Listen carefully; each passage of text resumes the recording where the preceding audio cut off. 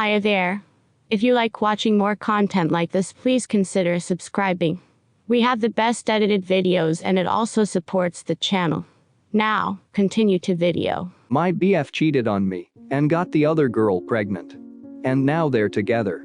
My BF, 26 male, of 3 years cheated on me, 28 female, and he tried to hide it over and over despite me having proof and confronting him about it.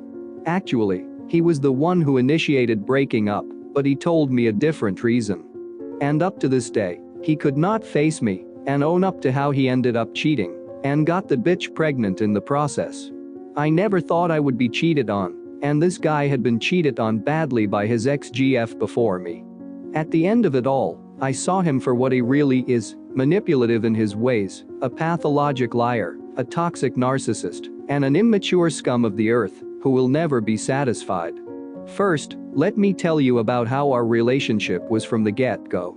I met him at a time that he was sleeping around and not taking girls seriously, i.e., fuckbuddies, flings, FWBs. He did this for about 2 years as a way to cope with his breakup from his ex of 3 years, who cheated on him. His life crashed, he flunked his classes on his 4th year of mechanical engineering, but got removed from his program and didn't tell his family that he had to transfer to another degree program up until he graduated.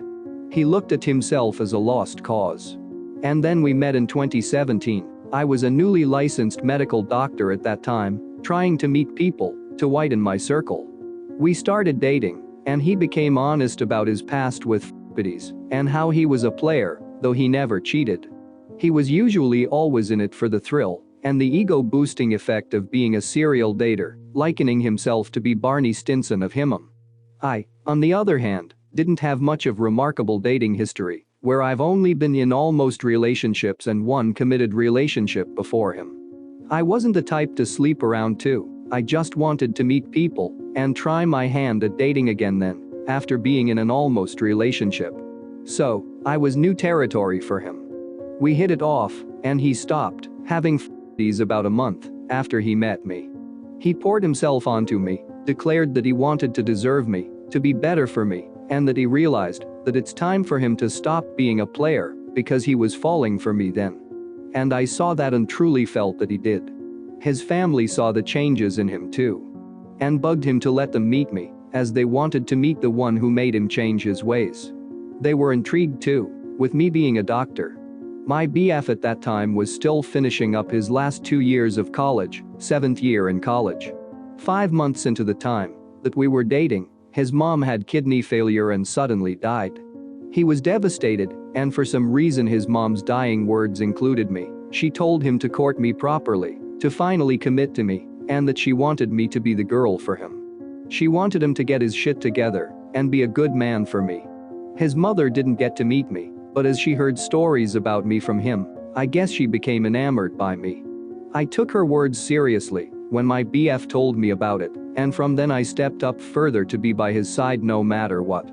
I met his whole family for the first time in the wake of his mother, and I felt sorry that I had to meet them at a time that they were devastated, though at the same time they were thrilled to have finally met me.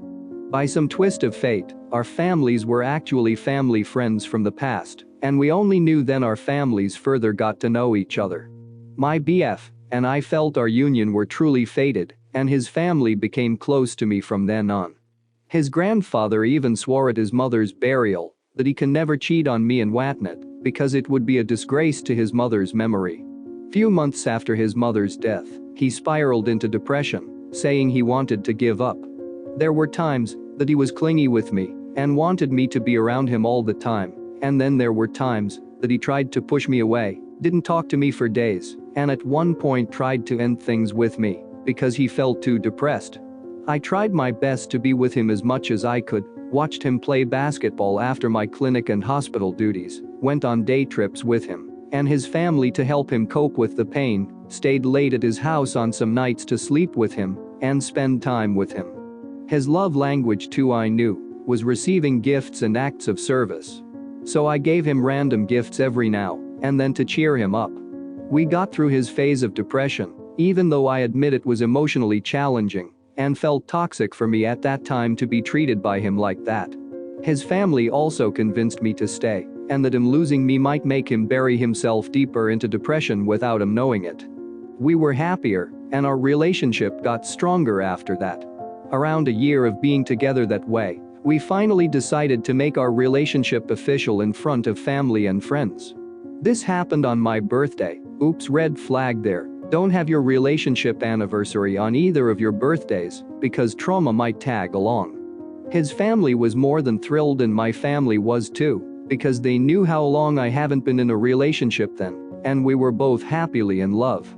Fast forward to our years together, we had maybe once a month fights, but nothing that lasted for days. He was toxic when he was mad. I became a punching bag for his words, albeit they were hurtful. I had the tendency to be passive-aggressive, but I always made it a point to avoid hurtful words against him.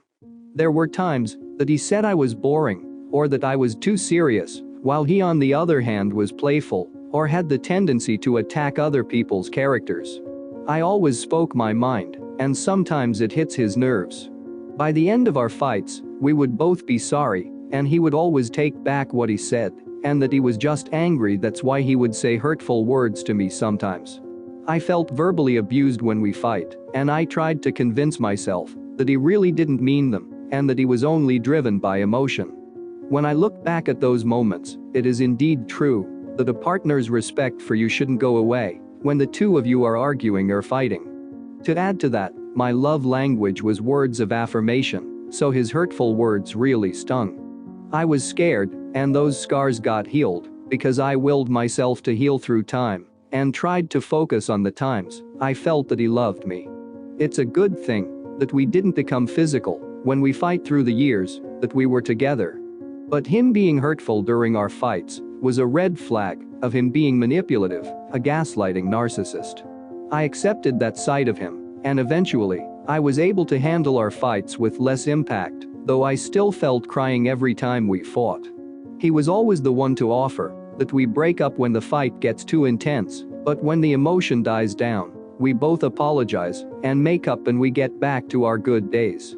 I assumed our love was stronger every time we got through fights. He showed his love for me by doing errands for me and with me, cooked for me when I stay over at his house, took care of me when I was sick or just tired. He did all of this in front of his family, and in his own words, treated me as if I was his wife already. His family regarded me as his wife already too, thinking I finally was the one for him all this time, after all of his f***ing around. He didn't have a job yet, as he was focused on finishing his last year of college. Career-wise, yes, I was ahead of him, and there were times that I had to spend more for the both of us, and he was aware of this too. His family and friends told him he was lucky to have me, and that he hit the jackpot, a loving girlfriend with financial and mental stability, and being a doctor is always a blessing. I focused on the so-called 80-20 rule most of the time, and it didn't help that his love language was receiving gifts. I admit that there were times that I spent more on him than I usually spent on myself, but his happiness for me was worth it every time. Little did I know that this too was a red flag and would be a foundation for abuse. I loved the way he cared for me, and with what little money he did have, he did shower me with gifts too, even though I rarely ask him to buy me stuff, because I tend to buy things on my own instead. He even bought me a stethoscope and some other luxury items. We shared trinkets and charms, matching St. Jude's pendants we had blessed at his mother's funeral. He gave me a promise ring too. We wrote love letters to each other, lots of them. He went on surprise visits when I would be on hospital duty. We were each other's first thoughts in everything that we did. Or so I thought. Our relationship continued to flourish emotionally, and the sex was great too. Sex was great to the point that if I were to end up pregnant with him, both of our families greatly looked forward to it. However, we decided to be on the safe side, and I put myself on birth control consistently so that we would be safe every time, with or without a condom. Disclaimer: during his life as a boy, he did practice safe sex. He dreamed of having a baby with me though, and he told me himself that, if it were to come despite us being careful, he would be more than happy to have that life with me.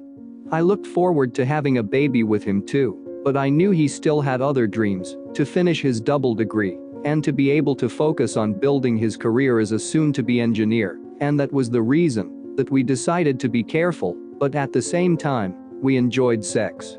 Fast forward to early this year around January, so by this time we've been together for 2+ years.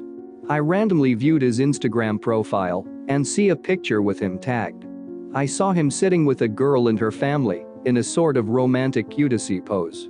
I was shocked and tried to search the girl's profile, which was on private. He wasn't replying to my messages at that time because he was at a basketball game. I tried to contact his sister if they knew who the girl was, and she was shocked too and didn't know the girl. She advised me to talk it out with him and confront him. I confronted him about it calmly, and I asked who the girl was. He denied having any relationship with her and that he was just invited by his friend to pose with her because she didn't have a partner.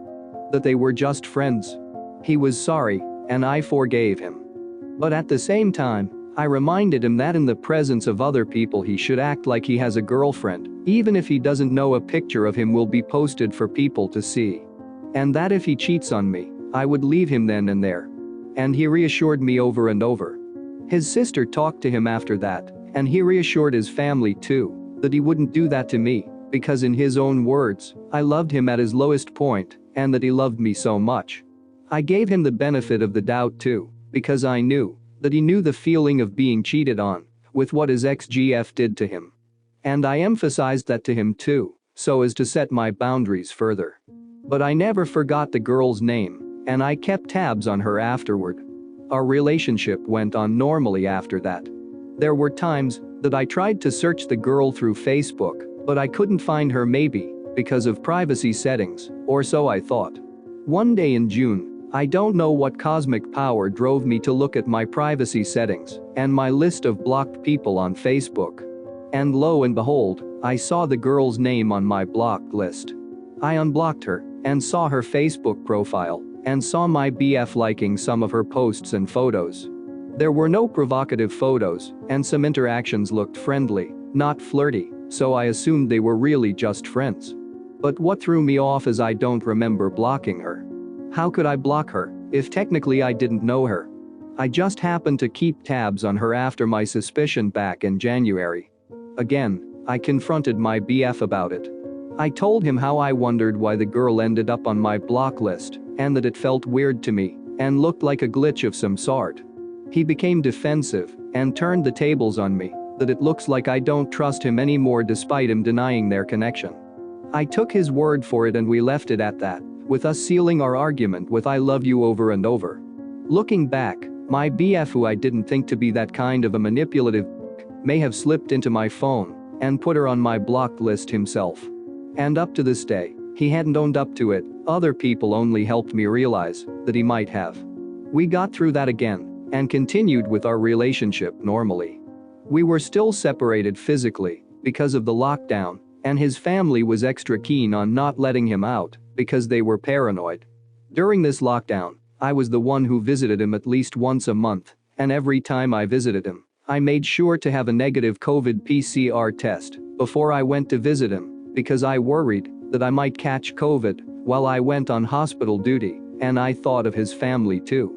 We only spent quick times together, about 15 to 30 minutes together, and we couldn't even hold hands.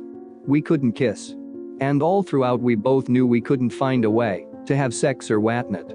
I tried giving him a blowjob in the car for maybe 2 visits to make up for the intimacy we couldn't share because of the time limited to us.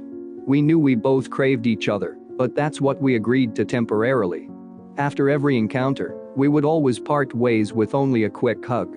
It sucked, but I reminded him every time that I wanted to respect his family's rules and he understood. We didn't have any other intimacy for about 6 months, and it was hard. Despite that, ever since we were together, we talked every day, with almost no end at all, no matter how mundane or deep the conversation was. We were never apart virtually despite physical separation. Our fights did become more frequent, and he became easily provoked.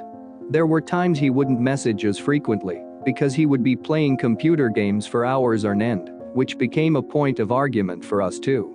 I tried to understand more, and that maybe it was cabin fever, and he did tell me that he was sorry for treating me like a punching bag for him being frustrated of not being able to go out and do other things. We got through every fight and argument all the same. I tried to understand him more and console him, since I was the one who was free to go out and had a bit more variety in terms of daily activities compared to him being stuck at home. But then come around mid-October, he offered to break up with me so that he could reflect on himself because he felt lost and felt that he could not give the same love I was giving him. That he could not exert effort for me at this time, and that he felt frustrated seeing me love him more than he deserved. He felt guilty for not being able to do much for me and wanted to set me free. I felt lost because it was so sudden, and that I didn't even complain about our setup during the lockdown, even though the effort did come mostly from me for us to be able to work during this time. I loved him so much that it didn't matter to me, and I told him that, but for him, it mattered. Or so I thought. He said it was better that way, instead of us continuing this way, and we might end up hating each other eventually. I felt so confused after, and I didn't know what I had done wrong, even though I reassured him that our situation was temporary and there was nothing wrong with his efforts with me, i.e., 80-20 rule again. During our time apart, I talked to his sister whom I was close to and told her to take care of him for me, that he may be suffering from cabin fever and that he is suffering mentally due to the strain of the lockdown. I was so worried about him, and in my heart, I hoped we would be able to get through it and eventually get back together when the situation improves and when he gets to feel better about himself.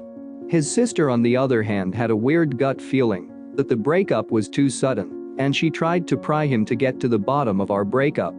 His other family members were so shocked too, and all of them ended up crying because for them, they really saw us together until the end.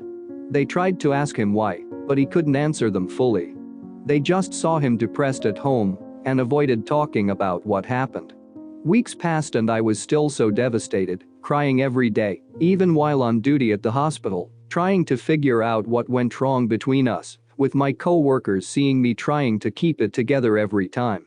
Come November, his sister messages me and told me that she was able to get the truth out of my BF. She was so in shock, so angry and sad at the same time. My BF confessed to having a one-night stand around the end of July or early August. He could not recall the date WTF, with the girl I suspected since January, who allegedly drove to their house during lockdown after a fallout with her boyfriend and got my BF to sneak out of the house during the wee hours of the morning and had car sex and went home acting like nothing happened. Mind you, my BF is a night owl, and he sleeps at around 5 or 6 a.m. after hours of playing computer games, and it was always a habit of him to say good night, I love you to me around that time, and he never fails to do so. And he was dropped off by the girl around that time when that happened. And I had no idea at all until his sister finally got it out from him. I screamed in extreme pain when I knew, as if I was being slaughtered alive. And she told me that the girl got pregnant, maybe about 10 to 12 weeks already by that time, if I counted correctly, and he only knew on the day he tried to break up with me. The girl claimed that he was the father despite her having a BF. My BF didn't have the balls to be honest with me until the end and didn't face me at all after. All of his family got mad at him and were disgusted at what he did. I was repulsed to my core and hurt beyond words could ever define. The day after that, I couldn't go to work, and I immediately packed all the things that he gave me, every little thing, and drove to their house to drop them all off without showing myself to him and his family because they said they couldn't face me. They didn't push him to face me either because we might only hurt each other, and I hated them for that. Because I deserved the truth and a proper goodbye closure for him to own up to his mistakes. But instead, they tolerated his cowardice. And you know what they did? That day they brought my BF to the girl's house for him to assure the girl's parents that he would take full responsibility for the child. I felt thrown under the bus and neglected, and there they were supporting the cheating fuckers. They expressed disdain and disgust against my BF, but to save face, they supported him in his decision not to face me. And in the end, our last conversation was through text, with him pleading for me not to return the stuff he gave me because it would break his and his family's heart. He said that he loved me, because he felt I was good for him, and that his family loved me so much, he couldn't let go of me, because he knew how much I loved him. But you know what he said also? He loved that girl too, because he felt unexplainable happiness with her. And that our relationship lacked something. That he lied to me from the time I caught him, and continued with their affair, despite all the warnings that he got, without anyone in his life knowing. And that he couldn't let me go, because he felt confused. He chose her, especially that they have a child together now. I cursed him and the girl, and that he should have just come clean the first time I caught them in January. And all throughout he had the guts to act normal to me and his family. Reassuring us over and over that he loved me, so much that he would never cheat on me. But he fooled all of us, and the girl? She knew about us from the start. What shocked me is that she had a BF all this time, and my BF, and she still continued with whatever they had going on. The two shits. And that she wanted to say sorry for what happened. You bitch. And that she knew from the start how much my BF's family loved me. This girl blocked me on all of her social media profiles before all of this shit blew up, and I couldn't search her anymore unlike before. I don't know how, if she was the one who really intended to or my manipulative BF who protected her from me. What I couldn't wrap my head around also is that, when his family confronted him, after he told them what happened, he told them that I was the one he truly loved, and that he was just lost in the moment with the girl when it happened, that there was nothing going on between them at all. But I had screenshots of all our conversations, when he first denied their connection in January, and our next encounter in June, when I talked to him about how I unknowingly blocked the girl from my Facebook. I left all the receipts with his sister, and from my suspicion, she knew who the girl was too, so imagine her shock also, when she came up again this time with the biggest f*** up with my BF.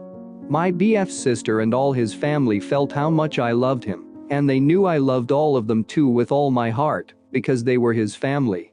And they expressed how they loved me too, and couldn't accept the girl, when the shit blew up in our faces. They didn't want him to marry her, because they didn't know her, and that they loved me as part of their family too. But by tradition, as their family had to take responsibility for what my f***ed up BF did, they had to show support for the pregnancy. And it kills me every day, for having to walk away from all of them, seeing them try to save face and support the bitch, and to be thrown away by the one that I loved. Thinking that all this time he had been loving me truly, when in truth he is the worst kind of man any woman could encounter, with how he was deliberate in lying and manipulating his way out, despite being caught, and being given the chance, to be honest. And all this time he knew how much I loved him, and still went on doing it, despite him being cheated on before and him knowing the sinking feeling of betrayal that would haunt you for years. When he saw the box of stuff that I returned, he broke down in tears, his sister told me. He texted me afterward, asking me why I still decided to return the things he gave me. Especially his letters to me and the stethoscope, which had a keychain of both our names on it. I didn't want to have any trace of him left with me, and I'm the sentimental type who keeps everything. It hurt like hell to do it, but I felt too repulsed by his memories, no matter how good they were. It felt a little good too, because I wanted to be free of him. And I don't want to remember him at all. Up to this day, I cry every day, even though people tell me I was lucky to have dodged that bullet. And was not the one who ended up pregnant with such a despicable person who I thought I knew. They tell me that karma is waiting for the girl, and my BF to comfort me. I hope so too, but I know I shouldn't think that way. I try to act normally, especially that I have to go on with my life, to go on hospital duty over and over.